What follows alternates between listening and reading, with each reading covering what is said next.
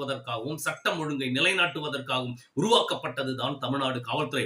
தமிழ்நாடு காவல்துறை தமிழினத்துக்கு எதிராக செயல்பட நினைத்தாலோ இல்ல தமிழினத்துக்கு எதிராக பயமுறுத்த நினைத்தாலோ அதை தட்டி கேட்பது ஒவ்வொரு தமிழனின் தலையாய கடமை.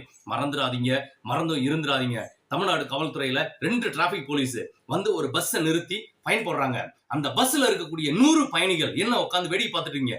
100 பயணிகள் ஒன்னு சேர்ந்து அந்த 2 டிராபிக் போலீஸை கைது பண்ணி நடு ரோட்ல எடுத்துட்டு போய் வீடியோ வெளியிடுங்க. உயர்நீதிமன்றத்திலையும் உச்ச நீதிமன்றத்திலையும் நிறுத்தி உங்களோட உரிமைகளை தட்டி கேளுங்க.